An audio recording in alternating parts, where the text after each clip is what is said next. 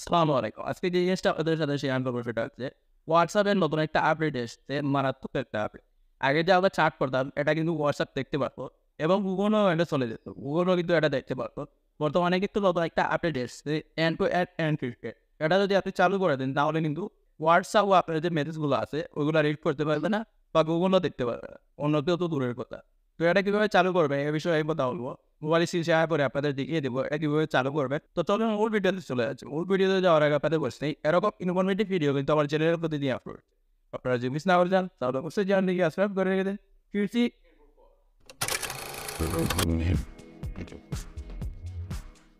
তো এর জন্য অবশ্যই আমাদের হোয়াটসঅ্যাপে চলে যেতে হবে। তারপরে যে এই থ্রি ডট আছে, তার পাশে যে থ্রি ডট আছে এটা ওতে ক্লিক করার পর সেটিংসে ক্লিক করবেন। তবে সেটিংসে ক্লিক করে দিলাম।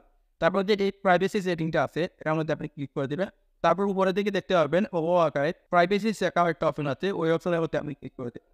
তো এই অপশনটা এই জায়গায় না পেলে আপনি এই যে নিচের দিকে অপশনগুলো আছে এগুলোর মধ্যে আপনি পেয়ে যাবেন।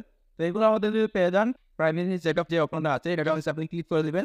এটার মধ্যে ক্লিক করার পর এই যে অপশনটা আছে এড মোর প্রাইভেসি টু ইয়ার চেঞ্জ, এই অপশনটার মধ্যে আপনি ক্লিক করে দেবেন। ক্লিক করার পর এই যে আছে end to end encrypted backup, এই অপশনটার মধ্যে আপনি ক্লিক করে দেবেন। এই অপশনটার মধ্যে ক্লিক করার পরে এই যে আছে কারণ এটার মধ্যে আপনি ক্লিক করে দিলেন তাহলে কিন্তু এটা অন হয়ে যাবে। এখানে একটা পাসওয়ার্ড ক্রিয়েট করতে হবে, এই পাসওয়ার্ড দিয়ে কিন্তু আপনি ভবিষ্যতে লগ ইন করতে পারবেন।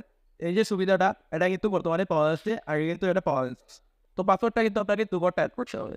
তো আপনি আপনার ইচ্ছা মতো একটা পাসওয়ার্ড সব পাসওয়ার্ড আপনি সেট করে দেবেন। তারপরে ক্রিয়েটে ক্লিক করে নেবে। ক্রিয়েটে ক্লিক করার পর কিন্তু এটা অন হয়েছে। তারপরে এখানে কিছু সময় নেবে, সময় নেওয়ার পর কিন্তু এটা অন হয়ে যাবে। তো এটার যে সুবিধাটা এটা হলো আপনি যদি কোনো ডিভাইসে লগ ইন করেন তাহলে কিন্তু আপনার যে পুরাতন মেসেজগুলো আছে ওগুলো কেউ রিড করতে পারবে না। এই পাসওয়ার্ডটা দিয়ে যদি আপনি লগ ইন করেন তাহলে কিন্তু পুরাতন যে চ্যাটগুলো আছে ওগুলো আপনি দেখতে পাবেন।